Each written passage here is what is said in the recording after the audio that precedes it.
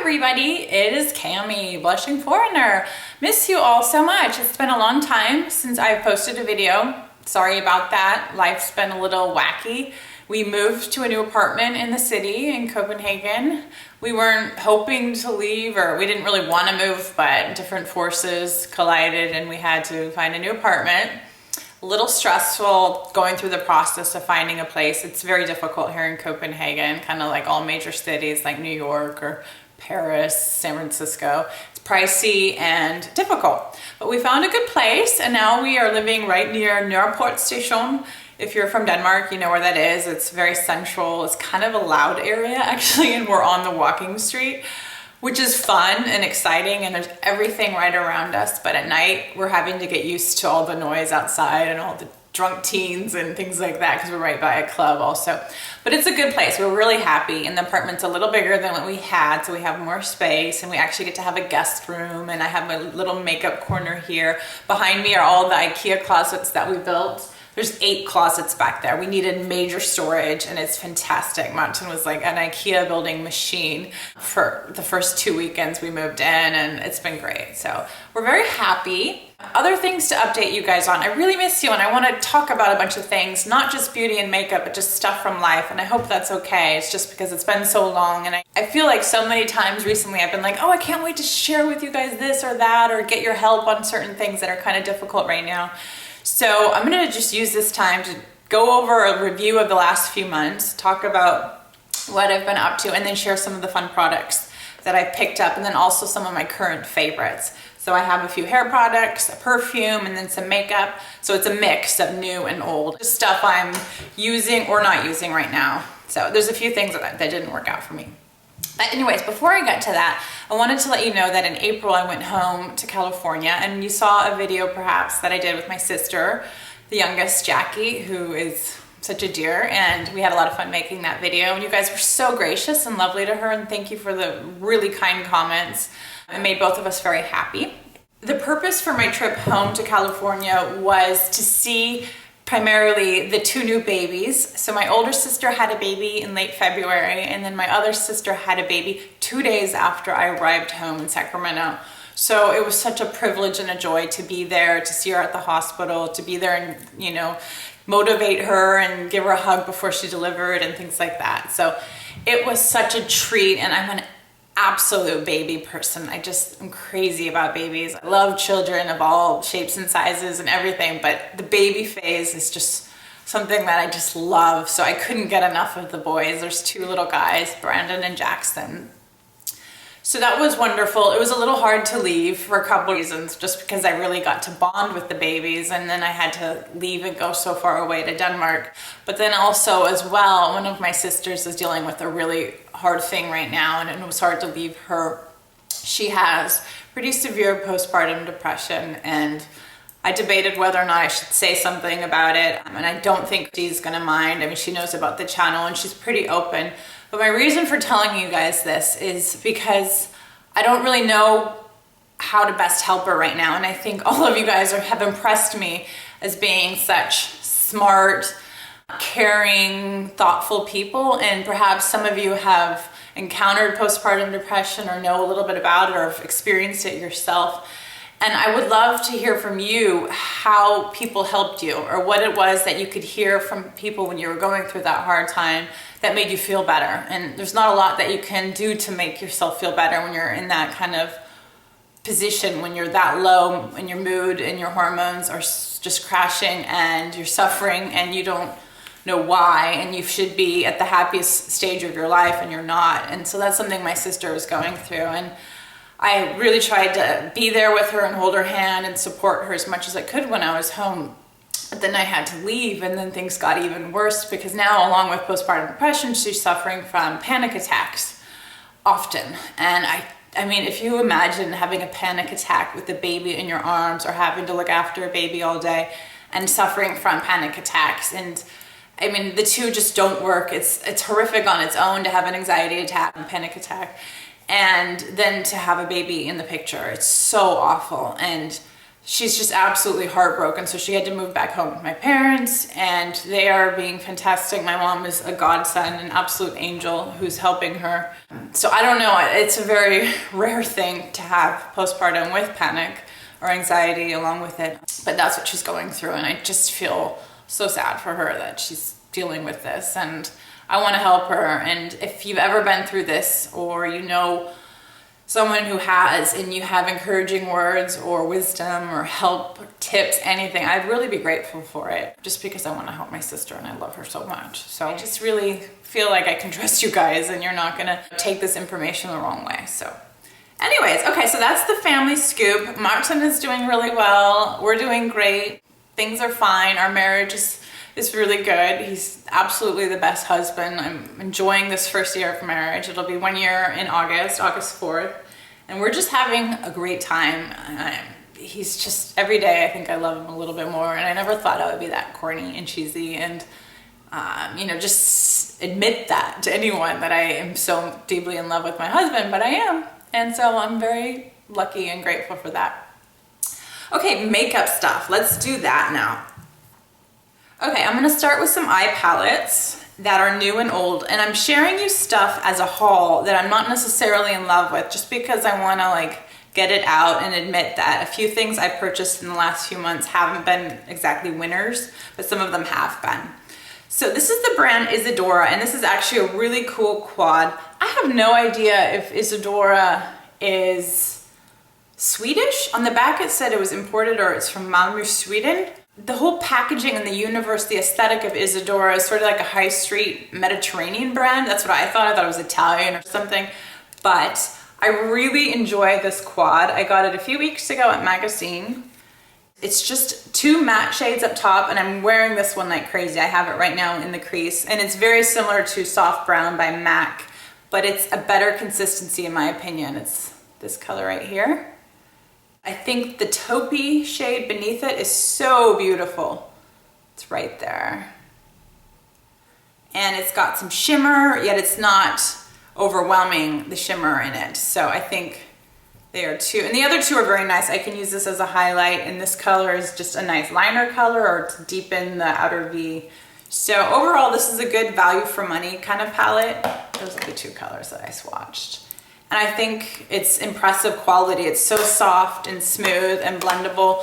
Wearability isn't the best I've seen, but it's not bad at all either. So if I just use it over a primer, it's pretty good throughout the day. I've been using it over Urban Decay Eden, and I love this stuff. This tube actually hasn't dried out. I've had it for close to a year, and it's been fantastic. So really happy with that primer. This is a good quad. I would check out more from this line. This is the first thing I've ever purchased from Isadora, and I don't know much about it. It's fragrance-free, clinically tested, and it looks like it's made in Sweden. So those Swedes know what they're doing. Okay, another quad. I can't remember if I shared this with you guys, but it's Illamasqua, and I'm just not using it very much, but it's this Complement palette, and it's the color Slink, Focus, Queen of the Night, and Forgiveness. And this one up here is a cream color, and then the others are just powder shadows. And I tried layering these over that, and it's not a very good cream shadow. It doesn't really work as a base because it kind of creases a bit. The other colors are very nice. I'm just not used to wearing a lot of purple shades. Yet I keep buying these beautiful burgundy and mauve colors, yet I just don't wear them that well. So I think this is an okay palette, but I'm kind of regretting buying it also because I'm just not using it very much. And I purchased it in Abu Dhabi when we were there in February. We went to Dubai and did a tour of the region, I told you guys. So I've been wearing this duo quite a bit. It's by Bare Minerals, and it's these 2 colors. And I think they're just really nice. I'm wearing this one mostly, and it's the color Mixologist, and this color is Cognac. This color is Mixologist, and this is Cognac. It's very shimmery. There's Cognac, and then Mixologist is really hard to see right there, but it's a good color. It's just sort of like a ballet shoes kind of light pink, but I think it's a very mature, forgiving kind of high shimmer eyeshadow. So that's why I like it. I mean, so many beautiful nude peach pink shadows that I love, like Stila Kitten, for instance. It can be very hard on mature eyelids like mine. So this one is one of the better formulas, I think. So I use that a lot, and I'm actually using it with this brown color from the Isadora palette and just going for a pretty relaxed eye look for daytime work, things like that. I'm also bringing back Galapagos for spring and summer. I think this is a really beautiful color, and it's this brown shade. It's a really pigmented, rich brown with this gold flecks of shimmer. It's gorgeous. It can give you fallout, and it could be so pigmented that it just drops when you apply it. But I always just dab my brush in and then wipe it off like crazy, and then go and pack it on the lid or on the crease of my eye. And it's a beautiful color as well. So Galapagos by NARS. I don't use the rest of the palette all that much. It is a beautiful palette. I think this color is absolutely gorgeous, this turquoise. But again, I don't know how to wear turquoise that well right now. I'm not experimenting as much as I should. So I'm just kind of going for a lot of neutrals at the moment. And today I'm wearing this Kevyn Aucoin cream shadow. When we were moving, I rediscovered all this makeup, and I found this Kevyn Aucoin cream shadow, and this is the color Pristine. And it's actually a really beautiful eyeshadow, and I'm wearing it today. I'm not using a base underneath it, but it's that shade right there. I think it's pretty. I think it's a very nice color. It's a light taupey pink. It's more of a rose gold color. It's a lighter shade, but it provides enough warmth and enough color for the eyes that you could probably wear this alone. Christine from Temptalia.com tested out these cream shadows from Kevyn Aucoin, didn't like them. I think she gave them a D, but I cannot speak to how long wearing it is. I just put this on today. It's doing fine. It hasn't creased. It's been a few hours. So it's a good product. I'm enjoying that right now. Okay, a couple blushes. One of them is a new blush I purchased. The other one is an oldie but goodie. This is from Another Stories, the brand I told you about. I'm super excited by this store. And this is called Satin Magenta. And it has a nice little quote on top of the powder. And it says, "Go girl, seek happy nights to happy days." I thought that was kind of sweet. It's a very clever way of presenting a blush. This is a neutral to cool pink. Magenta, I'm not so sure it's that magenta. I don't really know. I mean, it's a light blush for me, and it doesn't have that warmth or the coral or the peachiness that I usually go for. Put it right here. But it is very soft and buttery. It can easily be smoothed out, blended out, smoked out in the cheeks so that it's a barely there kind of blush color. But it is pretty. I think it only works on light, fair skin tones because it could be too sheer for a darker skin tone. But it's a pretty blush. I'm happy with this one. I'm also using Stereo Rose a lot these days. This is just such a gorgeous blush. It's actually, I think, meant to be a highlighter. It's from an old collection a few years ago. I think they may have brought it back recently for another collection, but I bought this a long time ago. It's one of the Mineralize Skin Finish, and it's just a beautiful, shimmery, glowy, kind of peachy coral blush. And it is not good on pores, but if you don't mind that, if you're willing to sort of compromise and say, okay, I'm gonna accentuate the pores a tad bit for a really gorgeous color for the right shade, I think this is a good blush for that. So I love this color. It's great for spring and summer. I really enjoy that. I got a new lipstick when I was home in California, and it's a Rouge in Love Lancome 322, and it's such a pretty coral. It's like a lady's coral. It is a professional wear to the office, wear to dinner and drinks, kind of understated yet still kind of fun coral. I think it's a beautiful color. I think it's neutral, it's natural, it's neither too cool, too warm, too loud. It's just a grown-up, beautiful pink with some red kind of coral. I really think this is a good lipstick. I think Lancome actually makes my favorite lipsticks, and I am absolutely in love with the shade Chrysanthelle, which was a limited edition Lancome lipstick from, I think, 2010 that they did in a collaboration with Chris Benz, the fashion designer. And I bought it from my friend Jessica, And I'm insane about that lipstick. I absolutely adore it. What I love about it is the color. I love the formulation. I love how thick and pigmented it is. I love how moisturizing it is. It's the perfect lipstick in every way. The color is spot on for my complexion, for what I'm going for when I look for a coral lipstick. But I have one tube and I will never get it again. And I know you can like have a company in New York blend it for you. I think it's called 3 Custom Color, and I can try that. And I think I'm gonna have them take that shade and try and dupe it and make another bullet. But part of it is just Lancome's lipstick formulation that is really favorable to me and my lips. My lips just really enjoy the way they feel. And they have a scent, and usually I'm not like big on scents in my cosmetics or skincare, but with Lancome, it smells like my childhood. It smells like, I think, a Cabbage Patch doll. Has anyone else said that? I really smell like dolls or some sort of, I don't know. And it's kind of artificial, but I really enjoy the scent. So Lancome has gorgeous lipsticks, and I really wish I could get more Kristen Towers. If you ever see anyone on a vlog sale trying to sell their Chris Benz Kristen lipstick, buy it or tell me to go buy it and let me know if it exists, because it's such a gorgeous color. I also purchased the Apocalips from Rimmel. This is the hot new product. A lot of people are talking about it. This is a very vibrant color. It goes really pink on my mouth, but it's trying to be a reddish coral. It kind of can read a bit hot pink. It's a nice formula. It's smooth, it's glossy.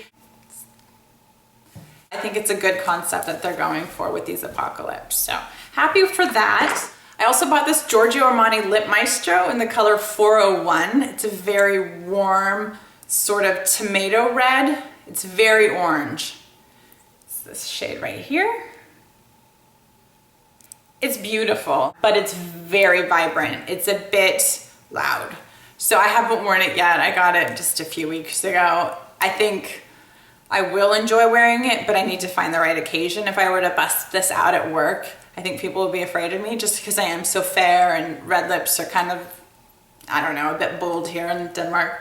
I do hope to wear this soon and maybe do a nice little simple cat eye, very minimal makeup, and then just this. It's a fun color. Okay, the last lip product to mention is this Milani color. I got it last summer, but I really enjoy it. Everything's like rubbed off. Oh no. Oh, it's number 50. And it's one of these glitzy glosses. And it has like a mango peachy flavor. But I think this is a really pretty color, and I think it looks nice over a nude or a light pink kind of lipstick. It's got one of those multi-dimensional pinky colors, a little bit of blue and gold and silver. It's a nice formula. I'm very happy for this gloss. I've been using it quite a bit. Okay, 2 product fails that I got recently. Not horrific fails, but just regrets perhaps. Let's call it that. The first one is Giorgio Armani, and I'm just kicking myself that I bought this instead of a fluid sheer like number 5 or number 6. Donna Shorts did a video about her love of the fluid shears from Armani. I'll link you to that video. I just watched it yesterday. I was too late because I already purchased this. And then also Dustyohunter, who's wonderful. You probably know both of them. Also discovered some of the newer colors in the Armani fluid shears. And they gave the fluid shears rave reviews. This is the Blushing Fabric Second Skin Blush. And this is the shade number 3. I don't hate this product, but I don't really love it.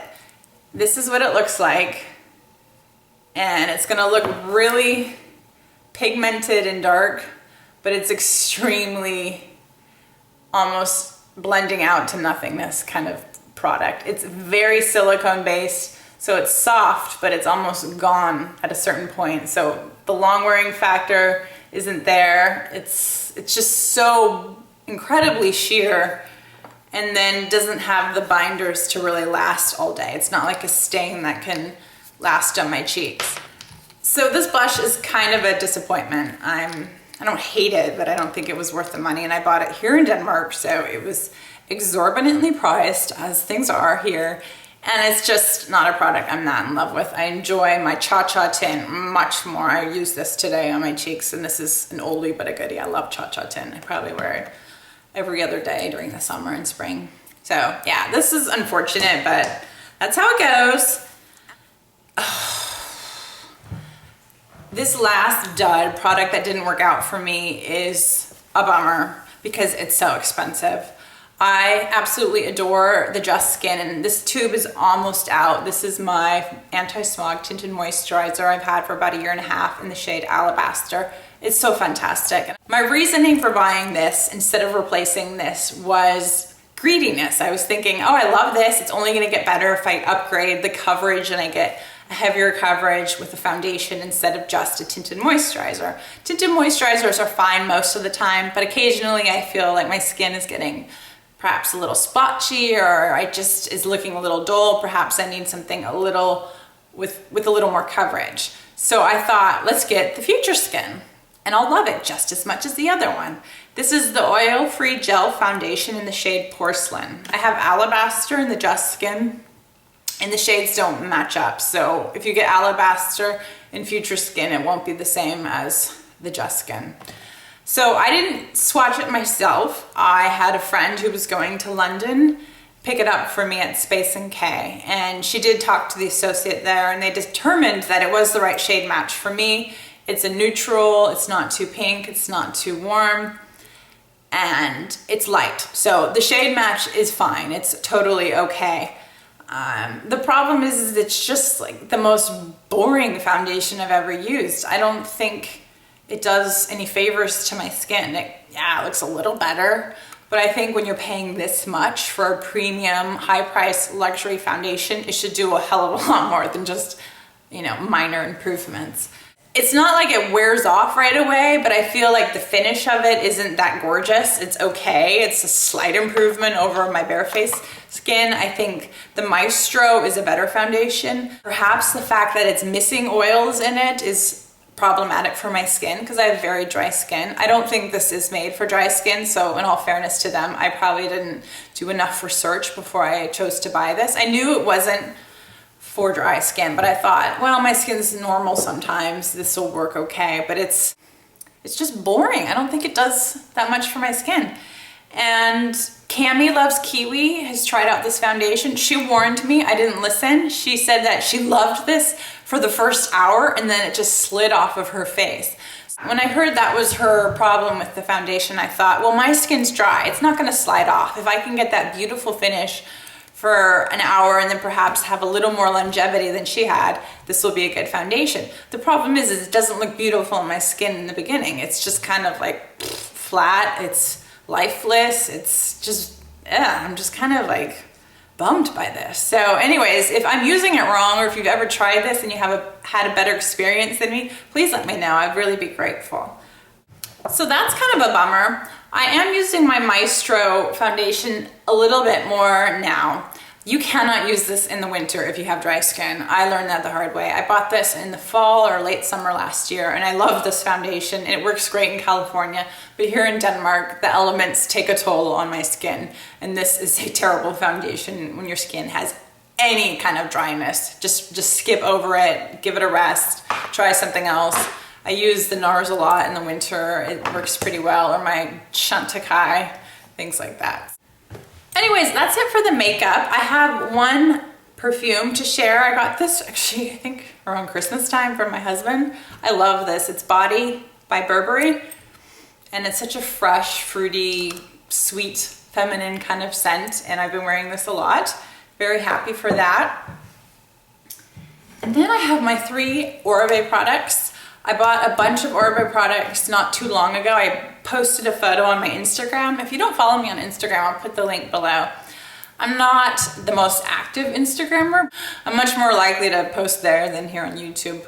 Unfortunately, it's just a lot easier. I think it's so great. I really am enjoying Instagram. So I have 3 Oribe products that are just worth mentioning. 2 of them I've had for a while, but a few of people who saw my photo on Instagram wondered what my favorite Oribe products were, and so I'm sharing them. It is Creme for Style, which adds memory to your hair. So if you seal it into your hair when it's damp, and then either blow dry it or let it air dry, and then use some sort of styling wand on it or a curling iron, flat iron, something, this keeps the hair remembering that look or keeping the curls. So I used it a few days ago, and today I did some curling, and it just works. This thing smells like absolute heaven. It's probably my favorite scent I've ever smelled among anything. I just love this product.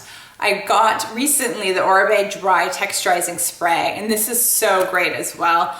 I'm not sure if other people love it. I think it's becoming a much more popular product. It adds volume, it adds a little bit of shine, but it absorbs a lot of the oil and just kind of adds some more life back to my hair when I'm going up on like day 2 or 3 of unwashed hair. And right now I'm on day 3 or 4, I think.